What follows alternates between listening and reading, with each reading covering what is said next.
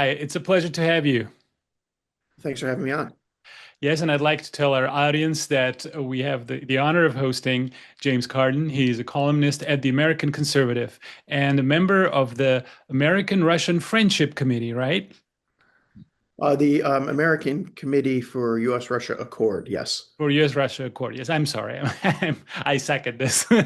Anyway, it's a pleasure to have you.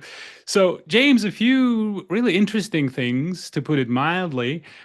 President Trump promised to be the president of peace, a president of peace. It didn't really work out, did it?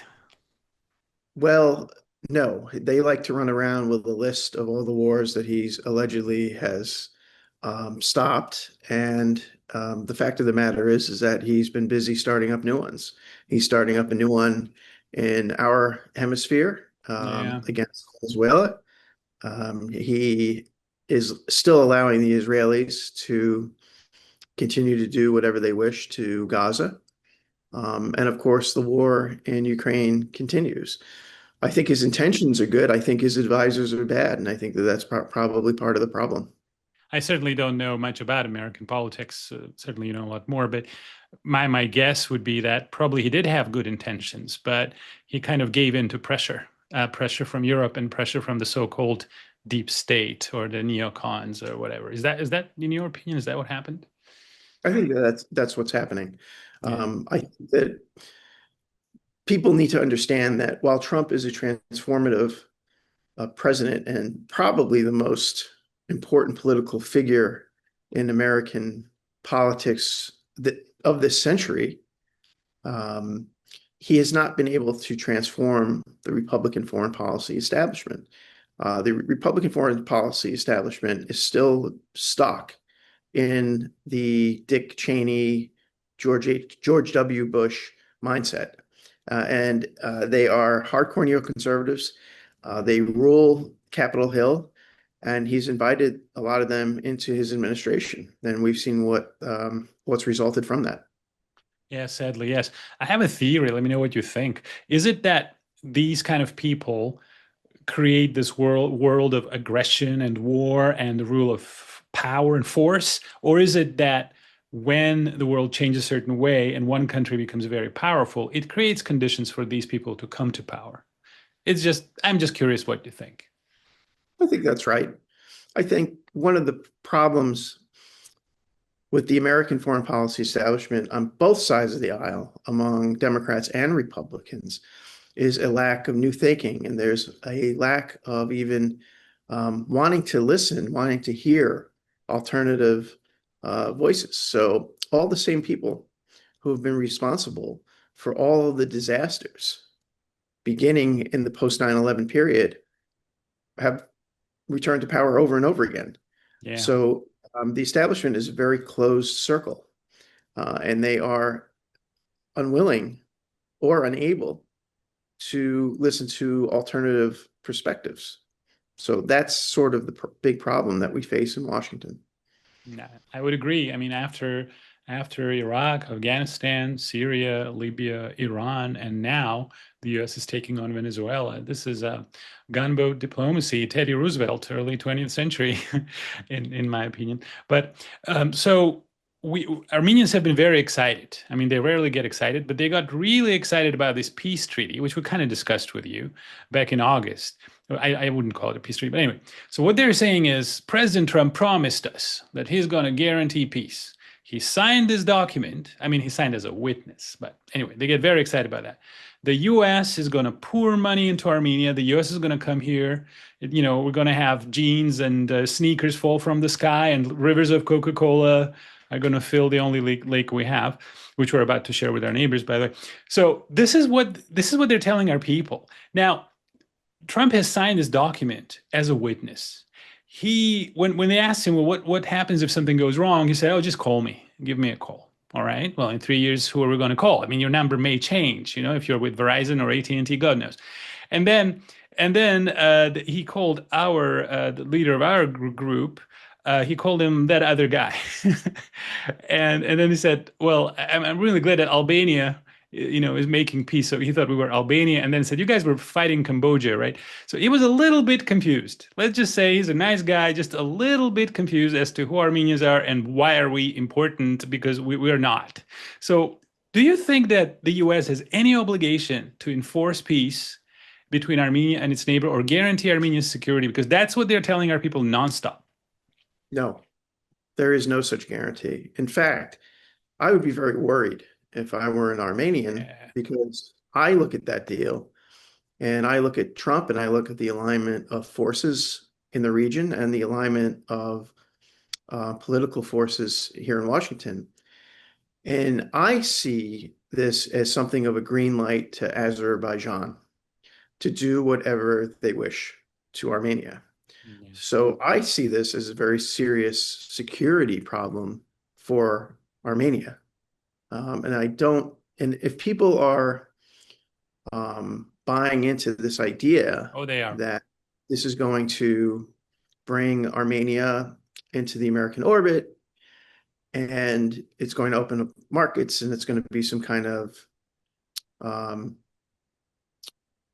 transformative event for Armenian society, I think that they might benefit and go back to the 1990s and look at the experience that Russia had. The very same promises and the very same expectations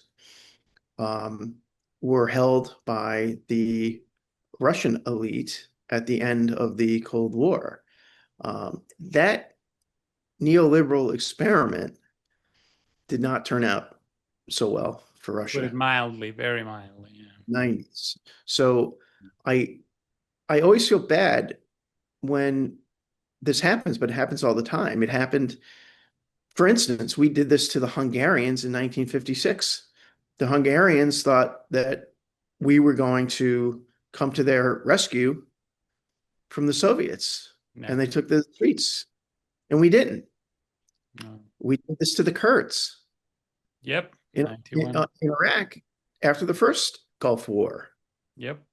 They took up arms. They thought that we were going to support their rebellion against Saddam Hussein, and we did nothing. We did this to the Georgians in 2008. Yep. Saakashvili believed the spiel that he was getting from the neoconservatives on Capitol Hill, like John McCain. He thought it would be a good idea to open fire on Russian peacekeepers in South Ossetia. That did not work out well for them. Ukraine, 2013, 2014. Again, they took to the streets. The liberal students, the westernizing students, made a deal with the devil there in the form of the far-right nationalist neo-Nazi ultras. They overthrew the government. That did not work out so well for them. So I would be very cautious if I were an Armenian in believing promises from Washington. That's very, very well said. In fact, if I'm not mistaken, there was one more instance in which the Kurds were let down during the first Trump administration, when apparently there was a phone call with Erdogan, after which the American troops retreated and the Turkish army went in and did a lot of not so nice things to the Kurds. So this happened before also. But this is a brilliant list of examples, and you would think that our people and our elites would draw their conclusions, especially in light of what you're seeing today in Ukraine. I think the other problem with the deal is that I find it very hard to believe that anyone can trust anything that the Azerbaijani dictator Aliyev says. And I think that Armenians, ought to keep in mind that they're in bed with the Israelis. Well, yeah, that is for sure. The Israelis call the shots in Washington. Absolutely. So Washington isn't going to go after a friend of Israel should they misbehave. So that's another, and it's another regional security challenge. And unfortunately, you're facing a lot of them but it doesn't seem to me that you have competent leadership there right now. Well, yeah, they prefer to listen to fairy tales and empty promises. Now, yes, you're quite right. There is an alliance forming right next to us, already has formed. Israel is a very close ally of Azerbaijan, so they have a lot, a lot in common. In fact, sadly, Israel was the state that provided 70% of the weapons to the Azeris that were used against the Armenians.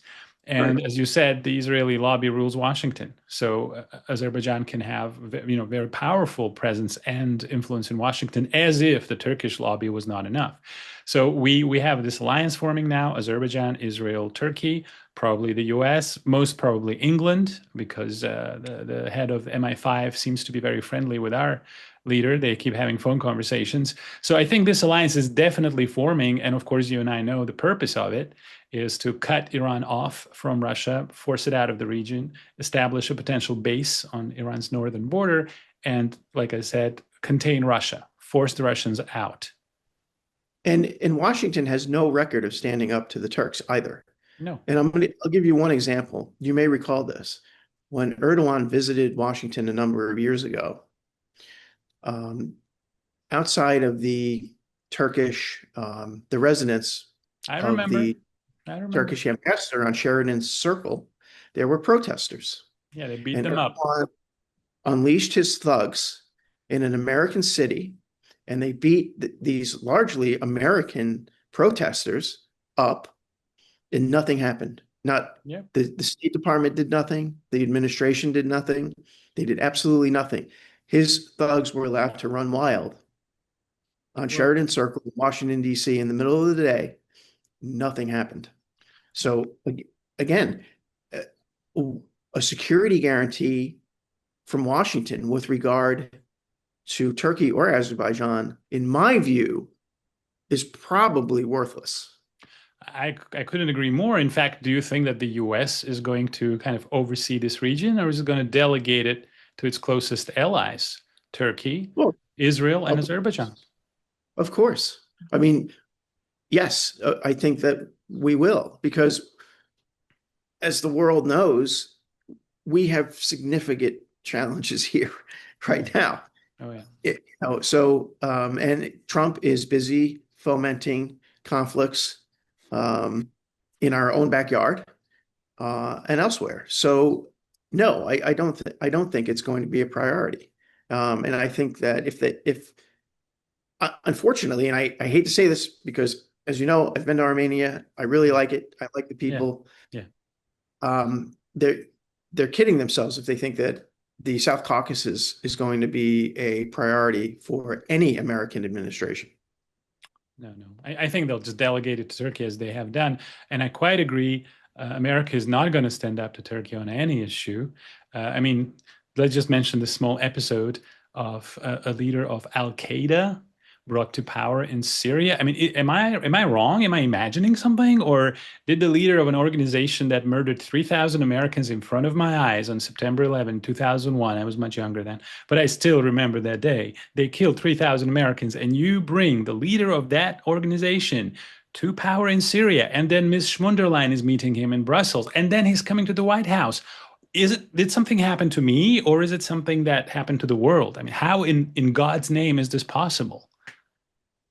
It's a very good question, and it puzzles me as well. I mean, I'm sure you remember during the Obama administration when the effort to overthrow Assad, who, even though he was a cruel dictator, Yeah. also happened to be a secular leader of a multi-confessional country where you could practice your religion. Right. Right. David Petraeus, the acclaimed general and then who became a disgraced CIA director, was calling for an alliance with Al Qaeda to overthrow Assad. So there's been this idea in Washington for years and years now that Assad had to go. And the impetus for that idea came from the Israelis. So, like you were saying about outsourcing, we basically take our orders from Tel Aviv with regard to what happens in the Levant and the greater Middle East. And so that was a classic case of it. The Israelis would, if an ISIS fighter got injured in a firefight with Assad's forces, they would go to the border with Israel, and the Israelis would treat the ISIS fighters. I'm not making that up. I had no idea. So, I had no idea. So, this alliance between these two forms of, religious ethno-nationalists, which is what the Israeli state is now, and certainly what the caliphate aspired to be, was an alliance against a secular Arab state. And overthrowing Assad, what it does is it puts a kind of mini Saudi Arabia on the shores of the Mediterranean. That seems to me to be absolutely insane.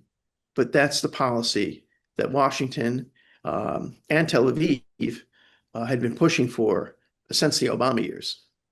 Well, yeah, it's the policy of removing all the anti-Israeli regimes in the Middle East with the hands of the Americans.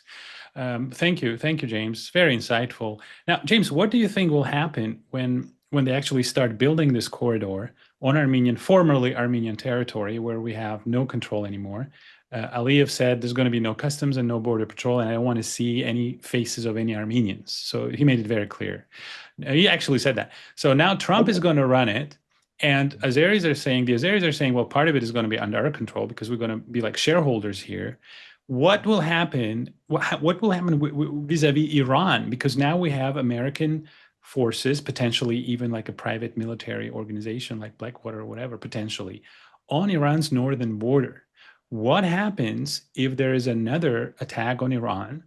And potentially, maybe there are some reports that the Azeri territory was used. I'm not sure that that's true, but some allegations were made. What happens if there's another attack on Iran and we have American forces on our soil, by the way, next door to the Russian base? Isn't this like a powder keg? Isn't this going to be like a micro Syria? Oh, almost certainly it will be. Also, because no one in Washington seems to evince any interest in improving relations with Iran. Yeah. And that's because the Israel lobby controls everything in Washington in terms of foreign policy in that region. So you're exactly right. It's a terrible idea from a purely American perspective. It's a terrible idea to station troops on the Iranian border. On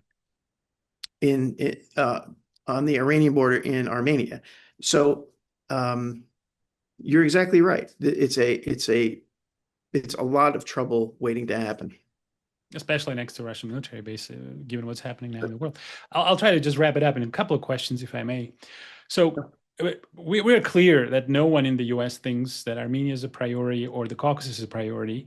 We know that no one has invited us to NATO, to join NATO, and there is no interest on the part of NATO.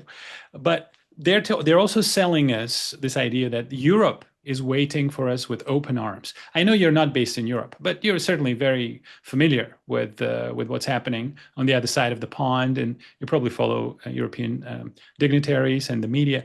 Have you heard anywhere, anyone, anywhere, in any media, on any media platform, in any serious organization in Europe, suggest that Armenia will be invited to join the European Union in the next 10 years, 20 years, 30 years? Have you ever heard anything like this? Given that Turkey is waiting for 38 years since 1987. Georgia is waiting for 20 years or something. And then ever since they refused to be part of the war with Russia, they put that on hold. So they only need Georgia if it's willing to fight with Russia. So have you ever heard anybody say this? Because we are told this on a daily basis by the army of the media mercenaries paid by the Soros Foundation. I have not heard that recently. Right. I think that it's absurd if people believe that. Forget about Turkey not being let in. They're not going to let in Ukraine. And they continually promise that and pledge it and swear to God, Ukraine is going to be welcome. Ukraine is not going to be welcome. It's a load of lies. It's a load of nonsense. The last time I heard Armenia brought up in a discussion about EU expansion was probably over a decade ago when the EU launched something called the Eastern Partnership. Yeah, yeah. And that was spearheaded by, I believe it was Carl Bildt, who's a Swedish neocon who, deserves quite a bit of blame for what's unfolded in Ukraine. And it was kind of the brainchild, I believe, of Bildt and Radek Sikorski, another neocon, a Pole who's married to a famous American woman journalist named Ann Applebaum. And yeah, so it was when there was a lot of talk about the Eastern Partnership, but I have not heard or seen anything about the Eastern Partnership in a very, very long time. In fact, they stopped talking about it once Russia invaded Ukraine. Yeah, I remember that talk. I think the Eastern Partnership was a concept similar to the Partnership for Peace in the 90s, when it was like the middle of the way between half step towards NATO membership. And I think they just abandoned it. But James, how is it possible? This war started over the question of whether or not Ukraine is going to be part of the EU and NATO. And then they were told 4 years and 1,700,000 people apparently later, they were told after all these horrific casualties, horrific suffering, millions of people fled Ukraine. The country is devastated. And now they're told, sorry, we were just kidding. You're not going to be part of NATO. And from what I understand, there is no real prospect of European Union membership either. How is it possible to set up an entire nation, to use an entire nation as a playing card, kill hundreds of thousands of people, and then tell them we were just kidding? Well, it's ideology. That's the poison of ideology. If you believe a certain thing enough and fervently enough, you're able to do almost anything. And that's a big problem. And that's a problem that we face in Washington, where these people believe in the neoconservative ideology of global American hegemony. And it's a problem here that we have with the Israel lobby. A very smart and humane Jewish American writer named Peter Beinart has referred to the mindset of the current Israeli government and its supporters in Washington as infinite license. They have infinite license to do what they see fit to do. And that is actually a good way to describe the mindset of the people in Europe and the United States who thought that expanding a military alliance into Ukraine was going to also magically bring free markets and all sorts of progressive liberal goodies. It's not the case. But ideology can trick you into doing almost anything if you believe in enough. And that's a very serious problem. Blind ideology. Yes, that's why I called some liberals liberal Bolsheviks. This is the same mistake that the Bolsheviks made in the 1917 when they said the whole world is going to be engulfed in a proletarian revolution. And Trotsky went to negotiate with the Germans saying, well, don't you know it? Tomorrow the workers will unite. Why are we even negotiating? And then Russia lost 1/3 of its territory and population in Belarus and Ukraine. Well, that's right. I'm glad that you brought that up because Bolshevism. It's a very the neoconservative kind of American exceptionalists are really the true heirs of the Trotskyite idea of permanent revolution. Yeah, that's right. And you have heirs to that thinking all over the place, particularly in the NGO community, which basically the tip of the spear for American neo-imperial ambitions. Sadly, yes. And we know this very well because in Armenia now you have an army of NGOs with journalists funded by the Soros Foundation and Western sources. Sadly, instead of talking to us about democracy and human rights, they're teaching us that we should just surrender, that we should turn away from Russia. There's the violent anti-Russian propaganda, but not any real solution, real idea of where we can go. And your true friend became also a subject, an object of this terrible campaign. So, you mentioned Ukraine. Things do not seem to be calming down. I mean, I want to mention that at least Marco Rubio had the decency of saying we lied to these people when we told them that they were going to win against Russia. So there was some common sense. There was this desire to see reality. And then sadly, for the reasons we mentioned, it kind of flipped. So we are talking about Tomahawk missiles, and thank God that decision was put on hold, which is basically like, I'm old enough to remember the Cold War. It was like a part of the strategic triad. I mean, these are like nuclear capable missiles. Are you joking? I mean, are you kidding? So that was put on hold. The war doesn't seem to be stopping. I mean, the negotiations in Alaska didn't really yield any results. I mean, everybody every day now is giving forecasts about Ukraine.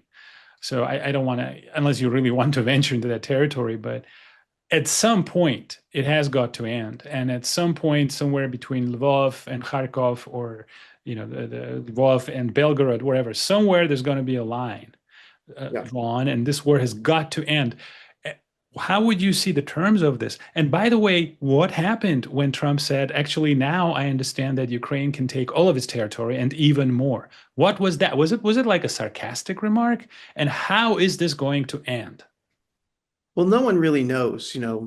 When Trump speaks, it's hard to tell whether or not he's, as the British say, taking the piss, or if he's being serious. I think that comment was an off the cuff kind of, way to say to Zelensky and the Europeans, yeah, go ahead, knock yourself out. That's what I thought. That's what I thought. He was just mocking them. Yeah. At least I hope it was, but no one really knows with Trump, which is sort of kind of his genius in a way. No, I think that the war continues on through the spring and summer of next year. I think that the Russians are going to break through the line of contact between now and then the war will end. They can't. Putin has tried this gambit a few times with Trump, where he says he'll end the war, but the Ukrainians have to cede territory that we haven't conquered yet. Right. The Ukrainians can't do that. If Zelensky agreed to such a thing, he'd be strung up. Yeah. So yeah. And I don't think that we should back that. I think that if the Russians want it, they should go get it. They should be forced to do it. I don't think that the Ukrainians, with our approval, should be giving land that the Russians haven't conquered away. Right. However, it's very clear that the Ukrainians are not meeting their recruitment levels by a long shot. The casualty numbers are outrageously high. That's terrible. They're not winning this thing. They're losing it very badly. And so the Russians are going to have to break through the line of contact and establish a new border. There's no real risk, I think, of them taking over the entirety of the country, because they'd be fools to want it. Right. It'd be too expensive. And of course, they'd be dealing with a very fierce guerrilla war for another generation. Those people are tough. The Ukrainians are tough. They're not going to give up. And there's real visceral hatred there for the Russians. So I think probably what's really unfortunate about this, just to go back real quickly, was that this isn't really about Russian imperialism and Putin's desire to cobble together the USSR. But this is unfinished business from the end of the Cold War. Yeah. And it's a border problem. And it's a border problem that goes back to, as we're talking about before, the Bolsheviks. Ukraine, as it was between 1991 and 2014, is a recent construction. And they never should have taken the Donbass region as part of Ukraine. That was a terrible mistake on the part of their leaders back then. And it's a mistake that unfortunately they're now paying the bill for. Right, right. And whoever agrees to cede Donbass and Luhansk and Zaporozhye and the Crimea, I wonder how long that person is going to live before another march takes place with torches in the streets of Kiev. Because Zelensky didn't have much luck with his peace plan. Remember when he was rallying under the slogans of some kind of accommodation, and then they told him, "We're going to kill you." So he stopped. That's exactly what happened. People totally gloss that over. That's exactly right. He ran as a peace candidate when he ran for president. Yeah. And he won because he said, I'm going to end this war. And then he visited those troops in the East, and they told him in no uncertain terms that he's not going to do that. And then he, like that, he just switched. Right. Not a stupid man by any means. No. But unfortunately, not the right man for such a big task. Yeah, so someone is going to have to make these concessions and somehow survive them. Thank you, James. This was incredible. My last question is, since we're talking about President Trump being a guarantor of peace, there was another case which was kind of trumpeted and heralded as another peace deal he made, was between the Palestinians and the Israelis in Gaza. And we were all very happy. I mean, this was great to see the violence stop and to see them exchange prisoners of war. It lasted 9 days. In 9 days, the bombing resumed. Or am I wrong? Did it last longer than that? No, I don't think it. That sounds long to me. I think the ink probably wasn't even dry on the paper, and the Israelis started to kill Palestinians again. Again, wow. So that is a nonsense deal, and Netanyahu's going to do whatever he likes, and no one's going to lift a finger to stop him. And I think that is really the shame of the Arab world, that they stood by like a bunch of cowards and did nothing while Netanyahu butchered those people.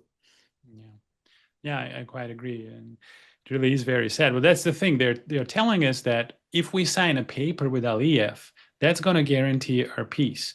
Well, there were quite a few peace agreements signed, for example, in Ukraine, in Israel, in Palestine. Should we go into it for just a little bit and just remind our people how many pieces of paper were signed? And then we have the Chancellor of Germany saying, yeah, we were just, gaining time, playing for time to arm them. I mean, would you comment on that? Because our people, I don't think they know this. Well, you're referring to the Minsk process. Yeah. The Minsk process began in 2015 and lasted basically until the time of the Russian invasion. And it was a format set up between the Germans and the French and the Ukrainians and the Russians. And there were a series of agreements that were reached, but never implemented. And they really weren't implemented on the Ukrainian side. The Ukrainians had agreed to grant some measure of autonomy to the region, the Luhansk and Donetsk, and they never did. And that's a sticking point. And then when Merkel left office, she basically admitted that the entire thing was a ruse. It was a 6-year ruse in order to allow the Ukrainians to build up their defenses. So not very encouraging. People should keep in mind when they trust. You shouldn't implicitly trust the West to look out for your best interests. Well, in my opinion, if you use the word trust a lot, you shouldn't be dealing with international relations anyway. But James, this was incredible. Thank you very, very much. Have a great day out there in Washington, and hopefully we'll talk again soon. This was great. Thanks.